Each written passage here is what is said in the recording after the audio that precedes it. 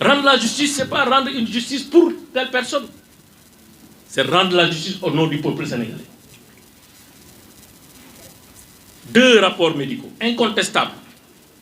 Personne d'entre nous, y compris les juges qui essaient de contester le parquet, personne ne peut contester valablement les conclusions de ces rapports. C'est la réalité. C'est un fait qu'on constate, un fait technique, rapporté par des techniciens, des sachants, que personne ne peut démonter. En 2026, un homme qui jouit de toutes les garanties de représentation, qui jusque-là a souscrit entièrement à l'exercice de justice à son égard.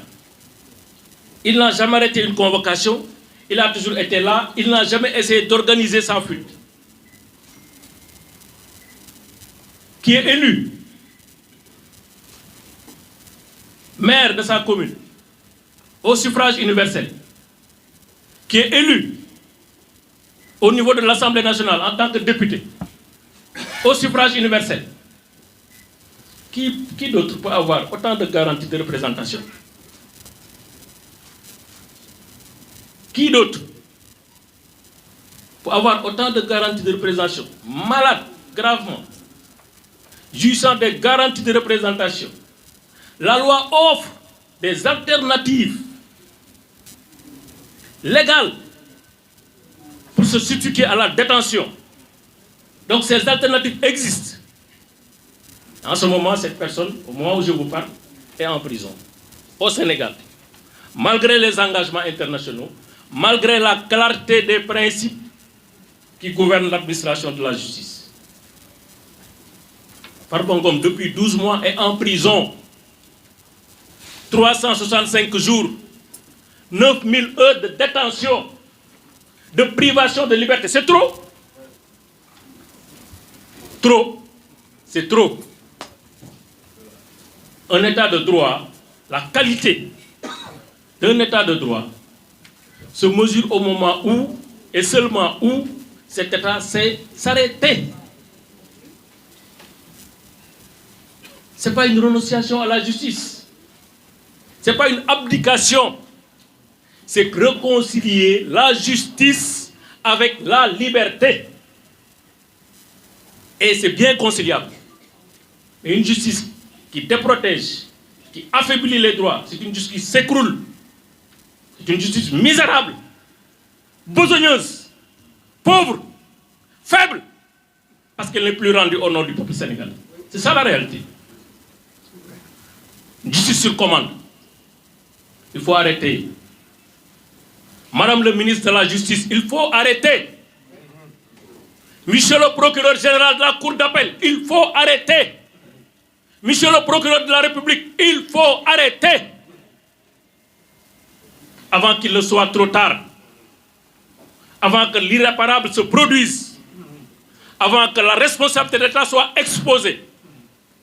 Avant que la confiance que nous devons tous à la justice se brise. Il faut arrêter. Trop, c'est trop. Le ëpp tuuru. Bàyyi leen Farba Ngom bu ñëwee ci dëkkam. Dem si ay njabootam. Loolu mooy dëgg. Keneen lu leen wax leneen du dëgg. Vous êtes en train de faire de la détention arbitraire. C'est ça la vérité. Par l'exercice d'une voie d'appel. Mais, à la limite, c'est quoi le problème? 2 personnes, pour les mêmes faits, devant le même juge, sur la base de la même loi. L'une est libre, l'autre est en prison. Au nom de quoi? C'est ça l'égalité devant la loi.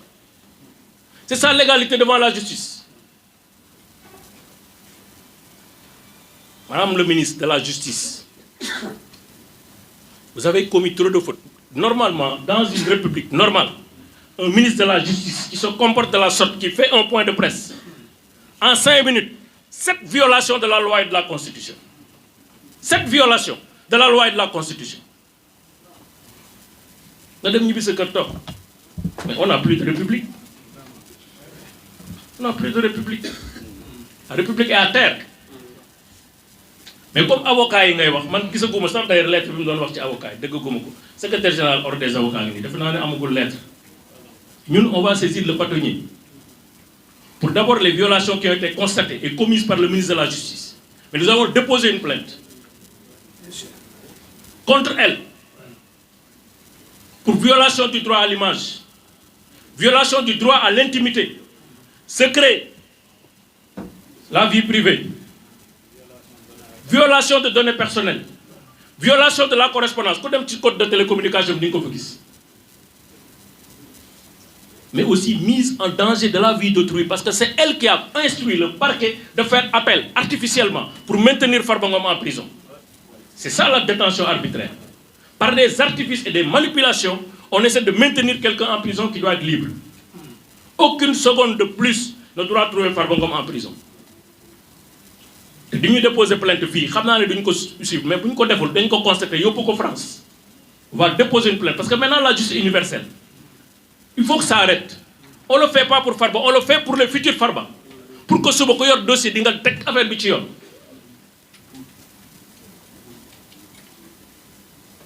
Deux mots pour terminer, si vous le permettez.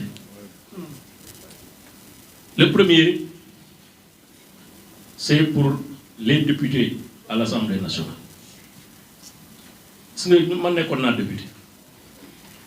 Mais du luñ ma indil ma voté ko de premier jour ñu def ma président groupe parlementaire laa taxaw ci tribune assemblée nationale ne man bu ma yëm de ak ñi d'accord ànd ak man luñ ma fi indil loo xam ne intérêt Sénégal nekku ci du ma ko voté parce que nag ku nekk xam nga lu jaadu ak lu jaaduwul ay xale nekkuñu assemblée pour être député il faut avoir au moins 25 ans. Moyenne d'âge à député, c'est au moins 35 ans ou 40 ans. Def ngeen première levée immunité parlementaire Farba gis ngeen ñi leen ci fekk yéen ñëpp rus ngeen bu Farba génn da ngeen rus bu ñëwee assemblée fekk leen fa te yéen a joxe le permis de poursuite mu ñëw fekk leen foofu juge bi ne dossier Farba ay la yoon dara nekku si dama koy bàyyi mu ñibbi këram mu ñëwaat fekk leen assemblée loolu la di mel. lan ngeen di wax seen kër ak seen i doom ak seen i njaboot donc fotaat nag foxale la ak baadoo la def nga levée bi ci affaire bu gën a garaaw lii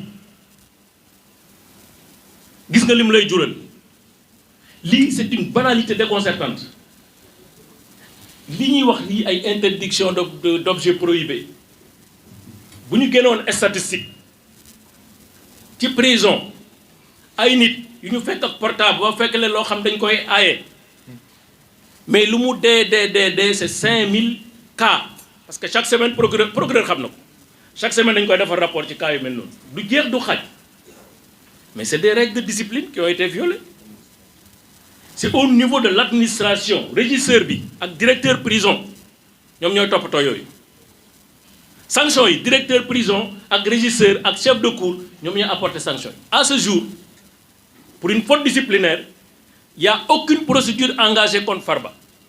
Amul. Ken wowul Farba. Ken waxu ko ne yaa def lii. On l'extrait en sa qualité de député, sans lever de son immunité parlementaire, yóbbu ko enquête ko arrêté ko mettre ko garde à vue. Suma frère suma confrère Boubacar Sy dañu ñëwaat ci requête bi ñu def foofu. ak lu tax ñu def ko ak chance yi ñu am pour annuler lii parce que affaire yu cuune la ñuy def parce que booy demee ak sa xol ak émotion ak passion de manière déraisonnable léeg-léeg tu vas te rendre un mauvais service loolu moo xew dans ce dossier là moo tax ma bëggoon député ngeen bàyyi par loo beeg fi ngeen bokk ak yëpp ngeen xam ne lii waxi naka sa xandal la d'ailleurs moo tax procureur bi ñu ko indilee mu dégager en touche. Maintenant comme gaynde gu naan diwlin gi moom moo yaakaar ne lépp moo ko war a sànjaafu dégg naa sax mu ngi sànjaafu waat ay yeneen ministre yoo xam ne ñi fi jaar ñëpp dañu ne lii dossier yi dara amu ci moom mu ne mooy sànjaafu affaire instruire pour ñu def procédure contre Farba ci ay waxu picc yoo xam ne amul bopp amul kenn moi je dis en tant qu'avocat amul benn texte de loi amul benn arrêté wala règlement boo xam ne nii mën nañ ma ko opposé man ne ma lii moo tax ku la woo doo ko wuyu mu nekk sa client mu nekk heure mu nekk lu ne mais loolu xanaa nit ku jàngul sax war nga xam ne avocat bu ñu la wooyee sa kër doo wuyu dafa am lettre dafa am texte bu ñuy tere ñu wuy appel wala dafa am texte ban texte moo ñuy tere wuyu appel ki ñuy sanctionné ci droit du kii nga xam ne dañ ko dugalal téléphone ka fa dugal téléphone bi la ñuy sanctionné ak ku ko jàppale pour téléphone bu dugg